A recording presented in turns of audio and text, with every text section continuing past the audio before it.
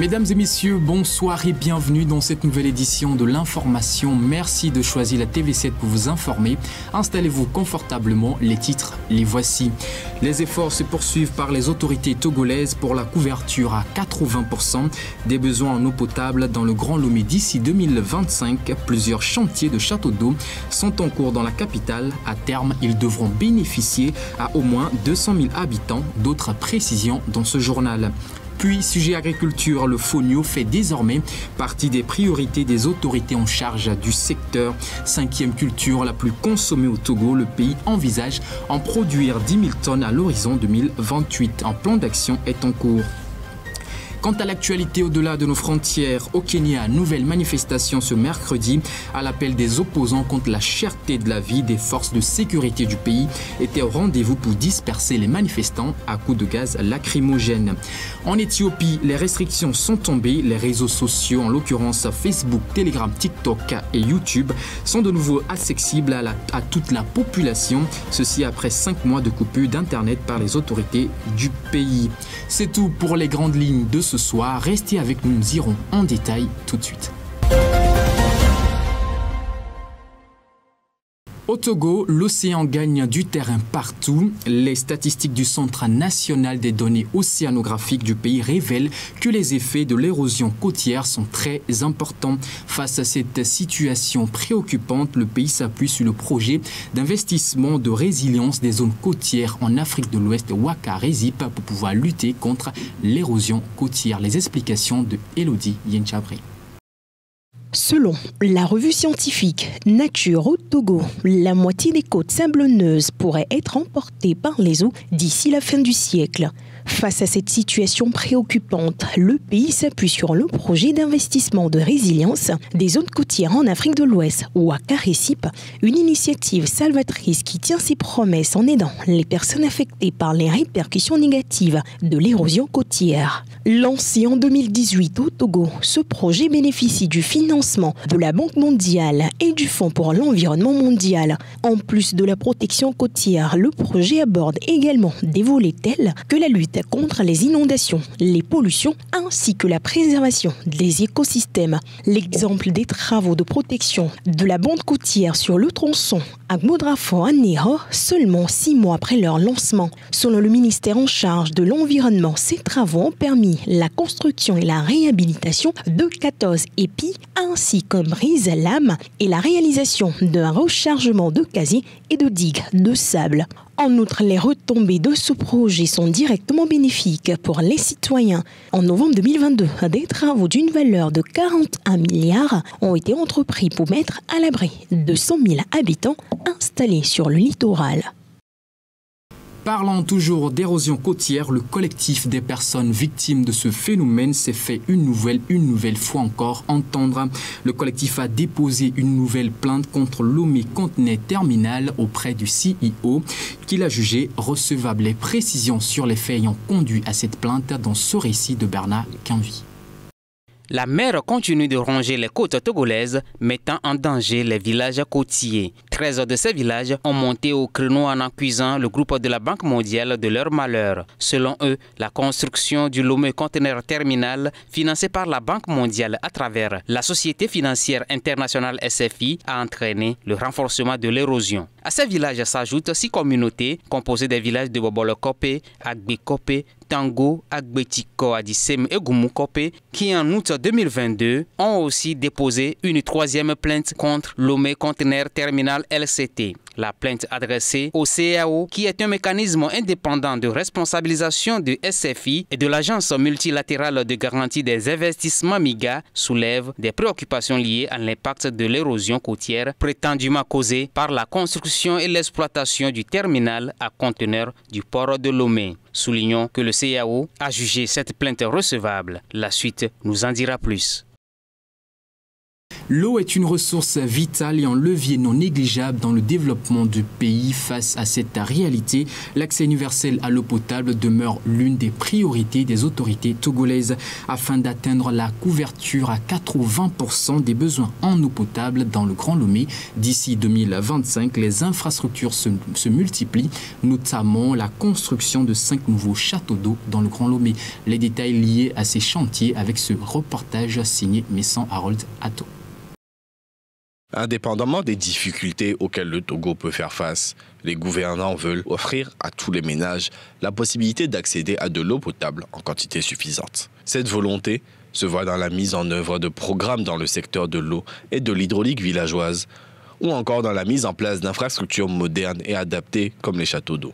Les travaux réalisés dans le cadre de la deuxième phase du projet d'adduction d'eau potable AEP vont permettre la mise en place de 5 de ces édifices qui vont permettre de desservir les quartiers de Zosime, Alenka, Logoté-Sagbado, Atiégou et Djangbesito. Ces installations sont censées bénéficier à 200 000 habitants au total, avec pour objectif de consolider l'alimentation en eau potable dans le Grand Lomé. Afin de couvrir 80% des besoins en eau potable du Grand Lomé à l'horizon 2025, les travaux vont se poursuivre avec la construction de 3 nouveaux châteaux. Pour rappel, le taux d'accès à l'eau potable reste encore faible au Togo. En effet, en 2019, le taux de desserte en eau potable dans le pays était seulement de 69%. Très souvent mal reçu par les patients souffrant d'hypertension artérielle, le changement de médicament ne devrait pas en réalité susciter autant de peur. C'est ce que l'on déduit après les interventions de certains experts sur la problématique. Dans l'élément qui suit, les précisions sont faites pour votre plus grande compréhension. Alors que la prise de médicaments reste l'autre alternative en dehors de la consommation saine, pour lutter contre l'hypertension artérielle, elle représente une sorte de phobie pour les malades. Les raisons évoquées sont principalement l'inconfort avec le nouveau médicament. Ceci en raison de la dépendance créée par l'ancien et la peur éprouvée vis-à-vis des effets secondaires éventuels. Pourtant, d'après une intervention du directeur de l'École nationale des aides sanitaires de Sokodé, ces peurs ne sont pas justifiées. Rien que de mauvaises sensations dues à la peur de l'inconnu, a-t-il expliqué. Et cette peur manifestée n'est pas sans effet sur la réussite du traitement. Par conséquent, le changement de médicament n'est pas un problème. Cependant, il faudra que les malades se fient aux instructions des agents de santé. Ils ne devront s'inquiéter que lorsqu'une situation inhabituelle se présente. L'hypertension artérielle, pour rappel, c'est lorsque la pression du sang dans les artères est beaucoup trop élevée sur une période donnée. Elle est généralement accompagnée d'un excès de poids. Sujet agriculture à présent, la restructuration du secteur se poursuit au Togo et cette fois-ci c'est le fonio, l'une des céréales les plus consommées au Togo, qui va voir sa production doublée dans les prochaines années.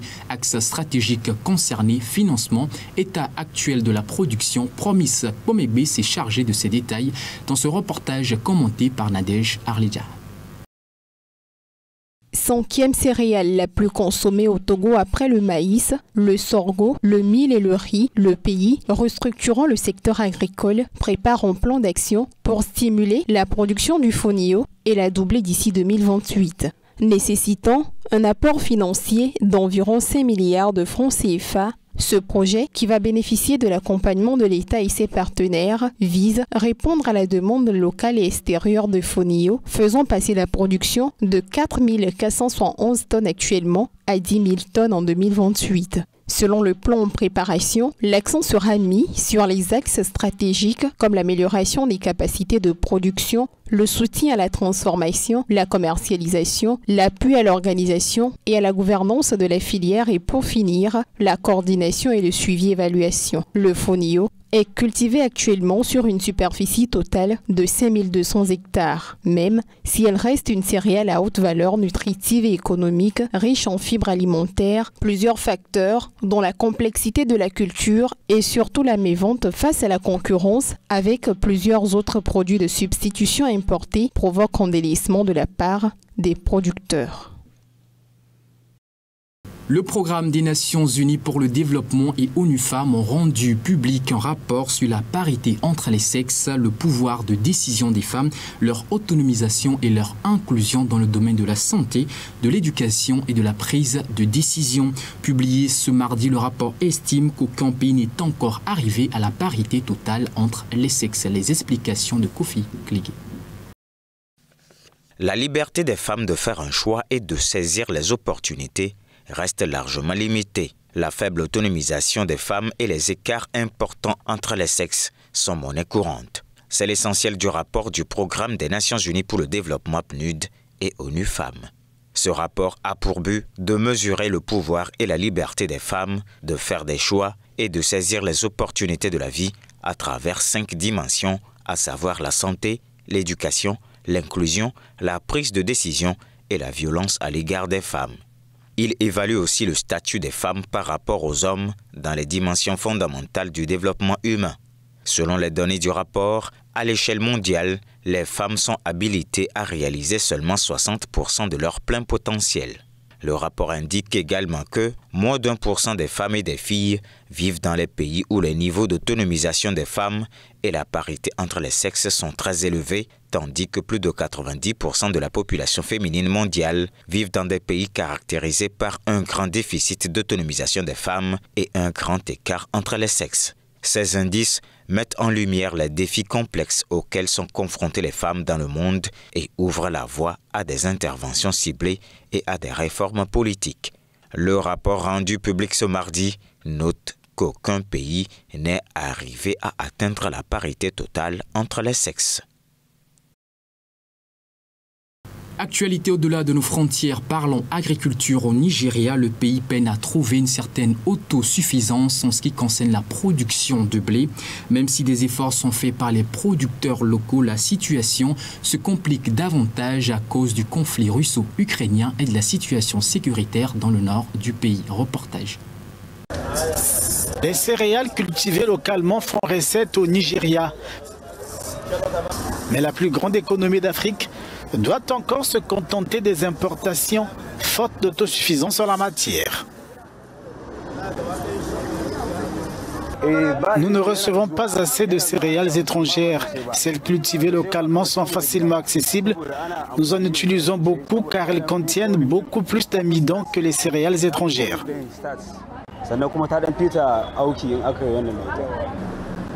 Si l'Ukraine a envisagé un plan d'approvisionnement du pays en blé bon marché, le retrait de la Russie de l'initiative céréalière en mer Noire entrave la démarche. Je pense que la guerre entre l'Ukraine et la Russie obligera les pays à déclarer l'état d'urgence alimentaire. Car le blé est la principale matière première pour de nombreux aliments de base dans de nombreux pays du monde. Et vous pouvez voir le niveau de l'inflation alimentaire au niveau mondial. Vous pouvez voir les tensions sociales que cela provoque. Vous pouvez voir les protestations. Tout cela à cause du coût de la nourriture. Autre facteur qui plombe la culture du blé au Nigeria, l'insécurité dans le nord, principal bassin de production. La première chose à faire est de s'attaquer au problème de l'insécurité, car sans sécurité, il n'y a pas grand-chose à faire en matière de production alimentaire, car le segment le plus vulnérable de la société qui a été touché par cette insécurité est celui des agriculteurs. C'est une première chose. Deuxièmement, en ce qui concerne spécifiquement le blé, en raison des conditions climatiques, parce que le blé est en grande partie une culture tempérée, nous sommes sous les tropiques. Nous avons donc besoin du type de semis qui peut s'adapter à nos propres conditions climatiques. La faible production locale ne permettant pas de combler les pertes liées à la guerre en Ukraine, le Nigeria connaît une hausse des prix des denrées alimentaires. Yoweri Museveni, le président ougandais, affirmait la semaine dernière que Joseph Kabila avait offert assistance à des forces démocratiques alliées rebelles. Des propos démentis ce mardi par l'ex-président de la République démocratique du Congo et qui, selon lui, visent à diviser son pays. Retour sur son intervention. L'ex-président de la République démocratique du Congo, Joseph Kabila, a rejeté ce mardi les accusations du président ougandais Yoweri Museveni, selon lesquelles il aurait donné asile à un groupe rebelle islamiste. La semaine dernière, le dirigeant ougandais Yoweri Museveni déclarait que Kabila avait permis aux forces démocratiques alliées ADF, qui ont prêté allégeance à l'État islamique, d'établir de vastes camps et de mener des activités économiques. Les fausses accusations gratuites du président Museveni, qui est l'un des principaux déstabilisateurs de la région, sont tout simplement ridicules et visent à distraire le peuple congolais et à le diviser, a déclaré Joseph Kabila dans un communiqué. Fondé en 1996, l'ADF était à l'origine un groupe rebelle ougandais qui menait des attaques dans l'ouest de l'Ouganda. Chassés du pays, ces insurgés ont traversé la frontière pour se réfugier dans les jungles de l'est du Congo. Selon Museveni, le gouvernement congolais aurait permis aux ADF d'exploiter les ressources de la région, notamment l'or, le bois et le cacao, pour se renforcer. Les ADF se livrent fréquemment à des massacres au Congo et en Ouganda. Le mois dernier, les ADF avaient pris d'assaut un lycée ougandais et massacré 42 personnes. La plupart des victimes étaient des adolescents. Nouvelle manifestation dispersée à coups de gaz lacrymogène ce mercredi au Kenya, une initiative de Raila Odinga qui devra s'étendre sur 3 jours. L'objectif est de dénoncer la situation de cherté de vie. Les autorités du pays, par contre, promettent prendre les dispositions adéquates pour contrecarrer au mieux ces mobilisations des opposants. Les précisions. La coalition Azimio de Raila Odinga a appelé à 3 journées consécutives de mobilisation à partir de ce mercredi contre la politique du président William Ruto, accusé de réduire le pouvoir d'achat des Kenyans. Les commerces ont baissé leur rideau de fer, les rues d'ordinaire animées de Nairobi sont vides, alors que dans un communiqué, la coalition a demandé aux populations de reprendre le pays face à un régime jugé dictatorial. Le Kenya retient son souffle face aux manifestations de l'opposition qualifiées de menace à la sécurité nationale par le gouvernement qui a promis de sévir. Le 12 juillet, des rassemblements interdits par les autorités ont été émaillés de pillages et d'affrontements entre manifestants et forces de l'ordre. Au moins 9 personnes ont été tuées et plus de 300 arrêtés.